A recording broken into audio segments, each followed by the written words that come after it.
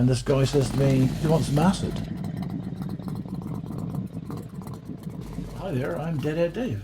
And how did you get that nickname? Because I've been to the Grateful Dead for years and years. And pan over to the posters, of which there are a lot. I believe, sadly, Phil Lesh passed away recently. Yes, he did, yeah, about a few weeks ago, yeah, poor chap. Our bass guitarist is gone now, so it leaves just 3 members left now. You've been into the Grateful Dead for a number of years, and also looking at the cabinet behind you, motorcycles for a long time. And forever. The motorcycles forever. So, do you mind me asking how old you are? I'm 71.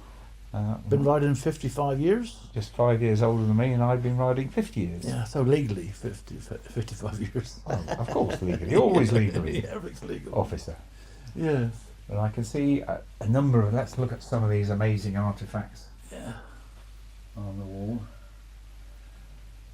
So we've got trophies, we've got, those look like they come off the actual bike. Yeah, the Victory one, because I had a Victory, so I brought a time and come off a Victory just to see if I had a Victory sort of thing. So all kinds of memorabilia here. That looks like a light off a... Indian, Yeah. A front fender Indian light.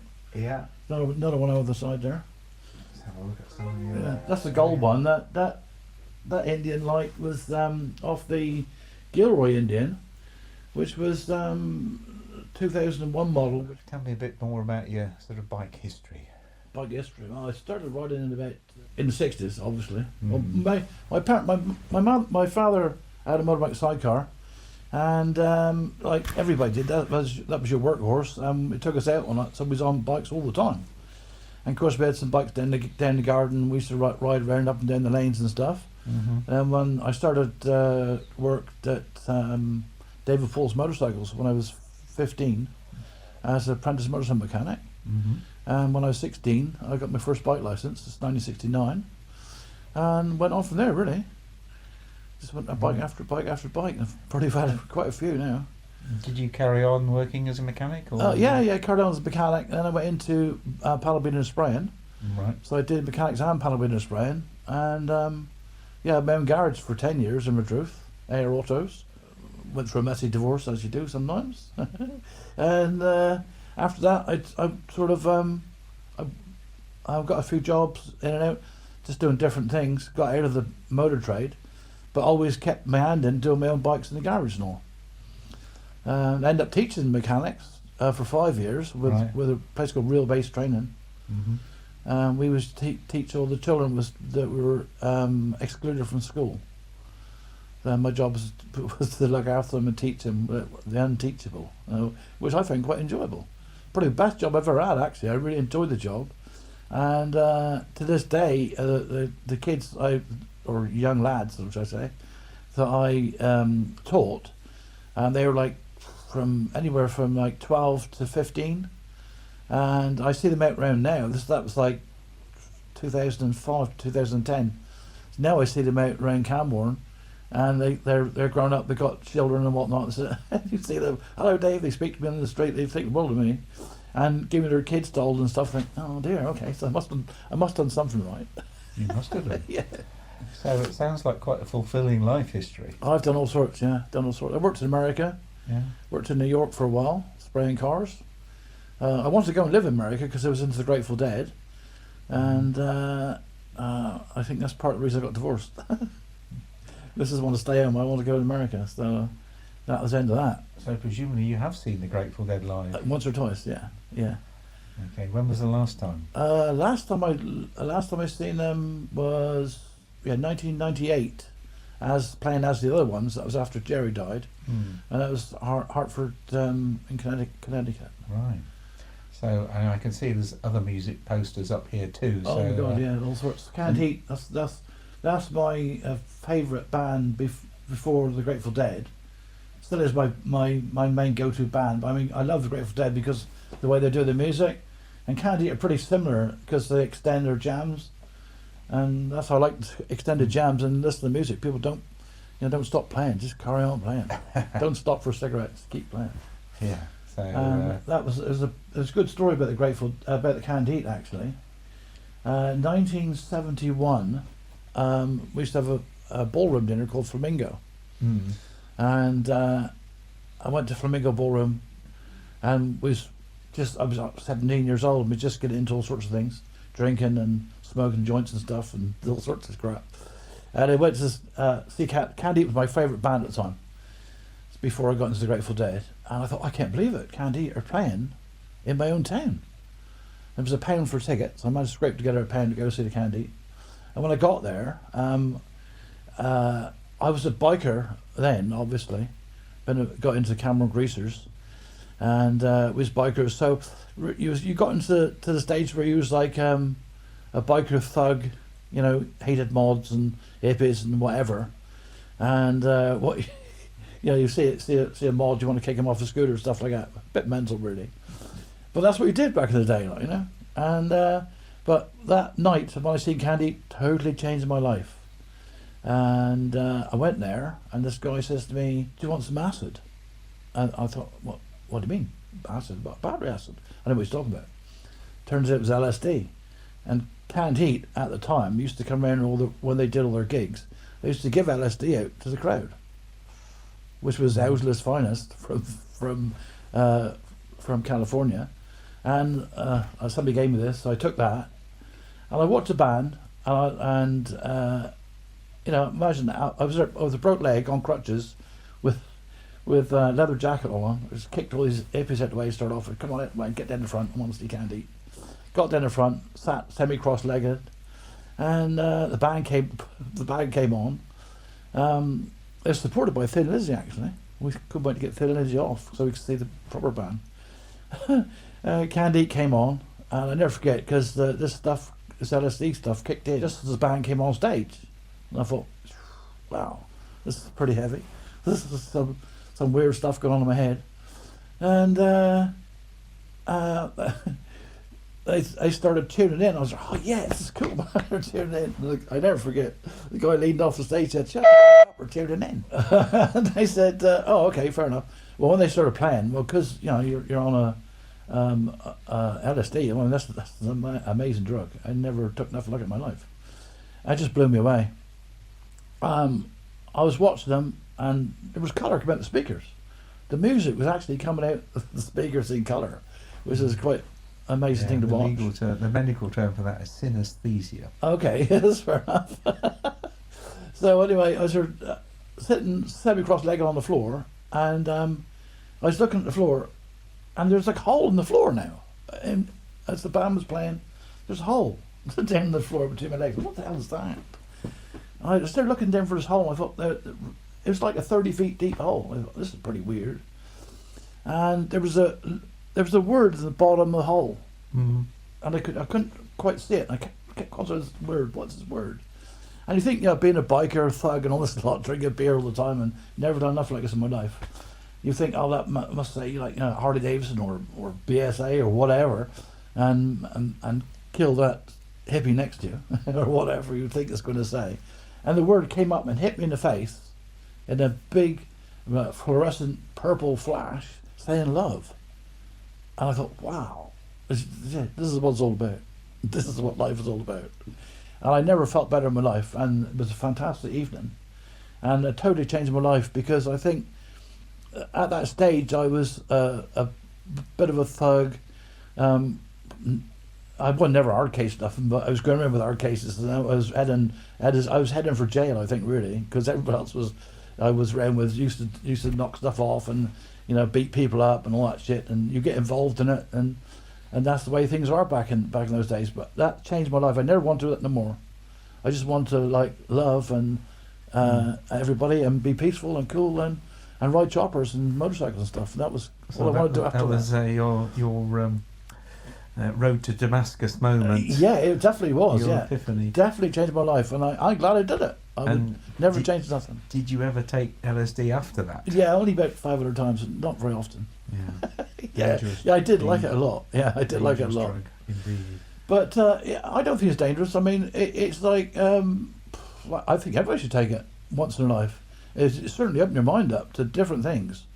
Before I took it, I wouldn't listen to Pink Floyd. I wouldn't listen to Grateful Dead. I wouldn't listen to anything. It's just it was like just rock and roll and that's it, like, you know. But when you take stuff like that, it opens your mind, it opens channels in your mind that has never opened up before, and you see things, everything in a different light, and everything is just like, wow, you know, superb. Amazing story. Yeah. So that's a little bit of a snapshot of who you are and how you got to be where you are. Yeah. Today, I guess you're retired now. Yes, yeah, retired, totally straight. Living with your wife, you've got family. Yeah, I got a stepdaughter, and a cat in here.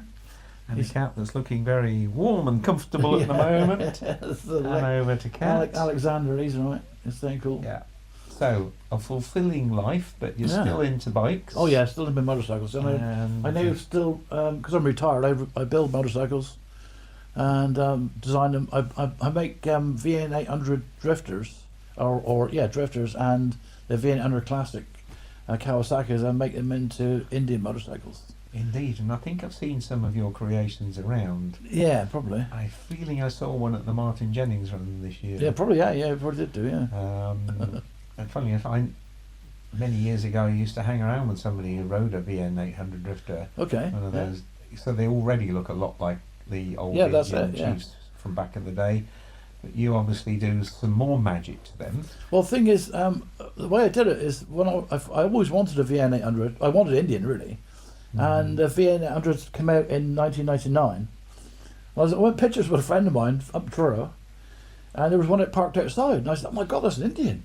I can't believe that, a real Indian." He said, "Oh, you idiot!" He says, "It's a Kawasaki." I said, "Well, I've never seen one." I thought, that's beautiful. I've got to get one of those. So I saved up and bought one, and never looked. I've had the same bike now. I've got it in. That was '99. I managed to get one in 2004, and I've had it ever since. And when I bought it, I thought it looked so much like an Indian. I could take the tank badges off, and stick a fender light on the front, stick some Indian stickers on the tank, and you wouldn't know the difference.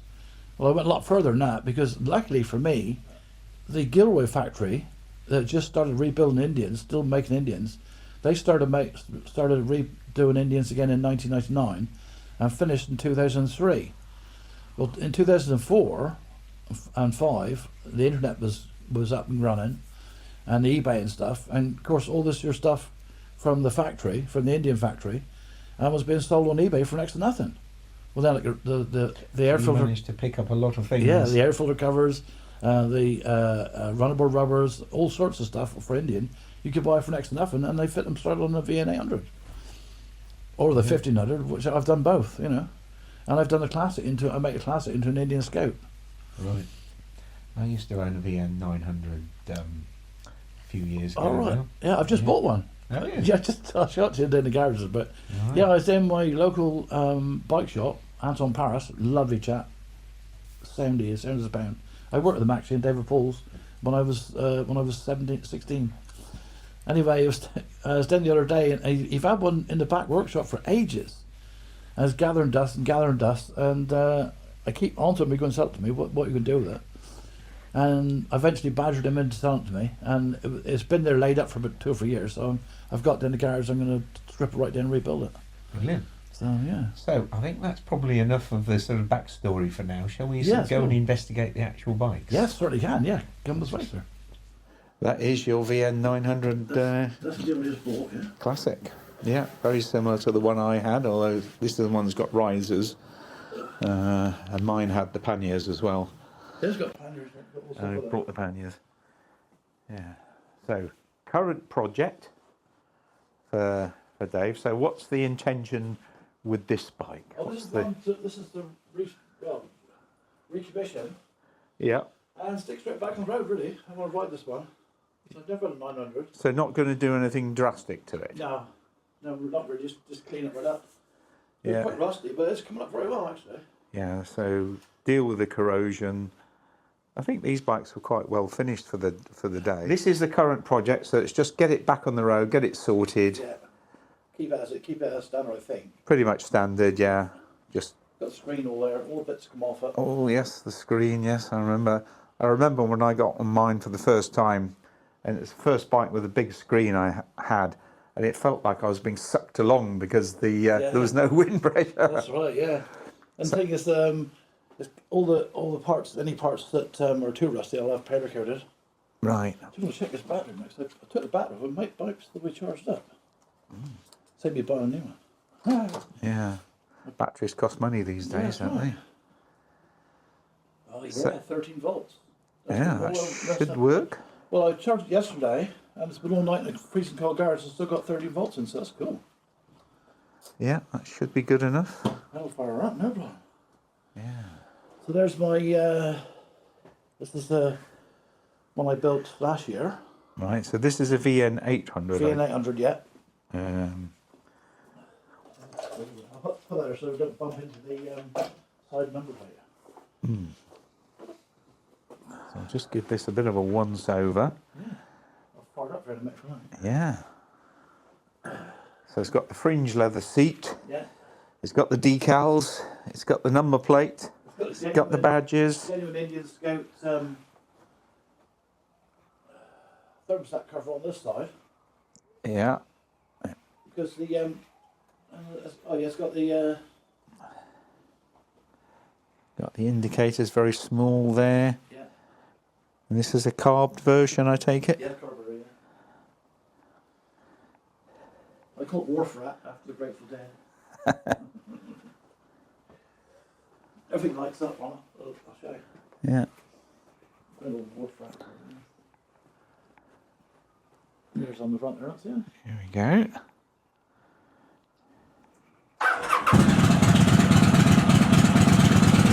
There we are.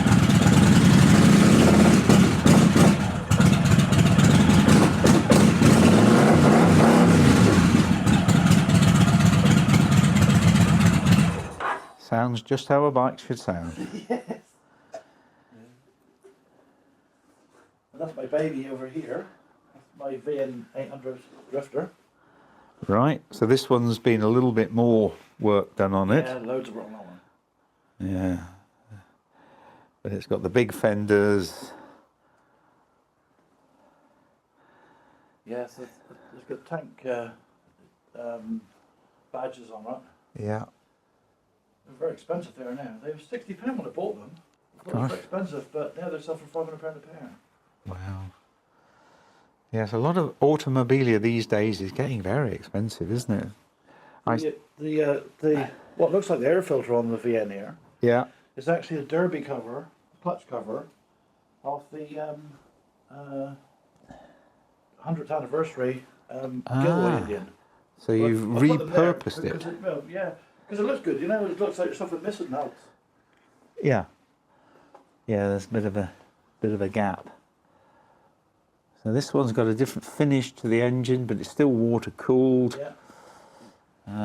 Yeah. It's got the 100th anniversary war bonnet on the front fender, and it's also got the 100th anniversary air filter cover On the other side. on the other side. which is So also we got can gold get a plate. quick look at that. Just about see that. Yes. And that one should fire up, should it? Smells of fuel and oil in here. Yeah.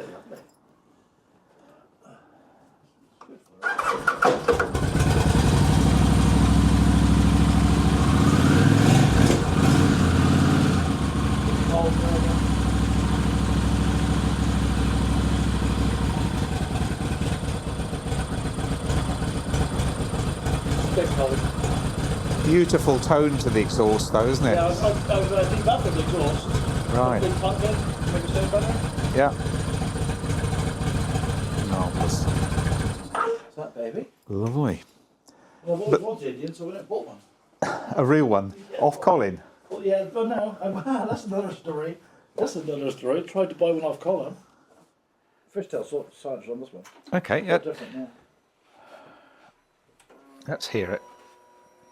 Are these factory ones or third party? These are, well, they're, they're Bassini, I think they're called. Fishtail exhaust. Right.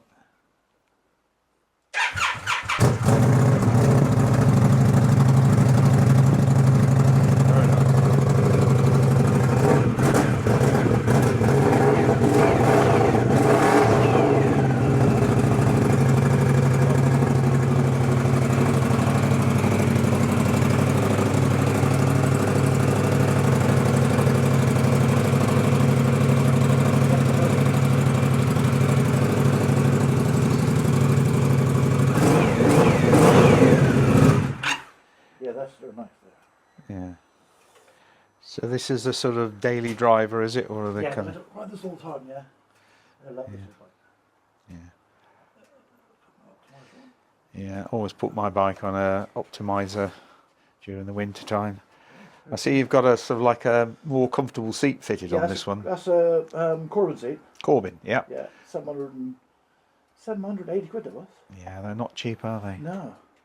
Well, I did a good deal though, because I got the single saddle for it still, but it was the passenger saddle.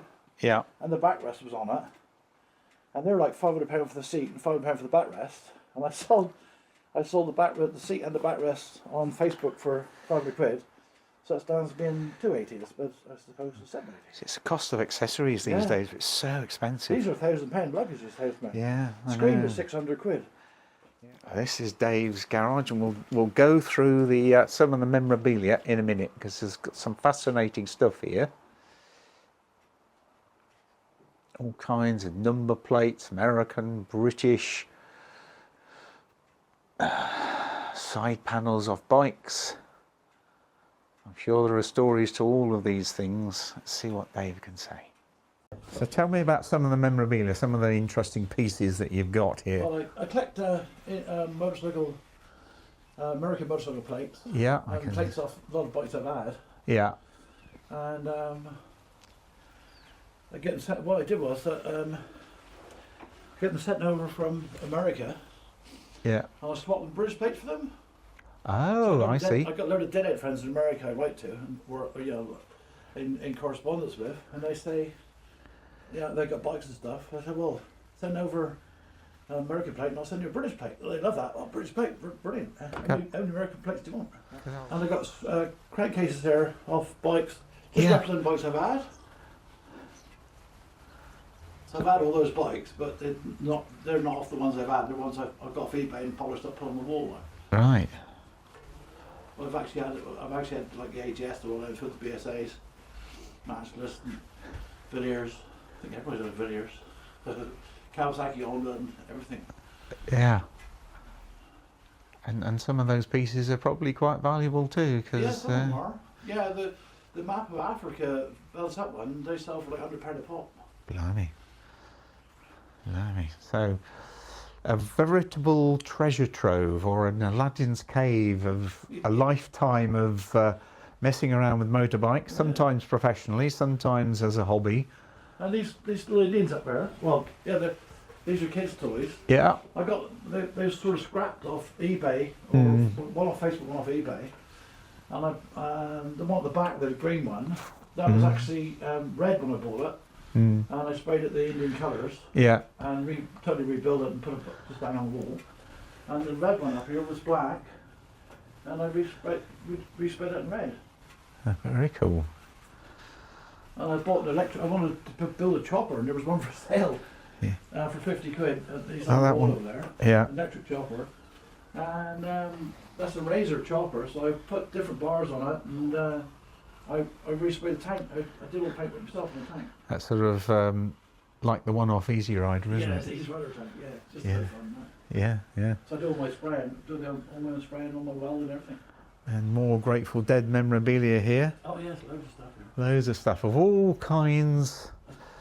Oh, great. What a marvellous place to be. That was it. Yeah. Well, my first bike was a BSA Bantam.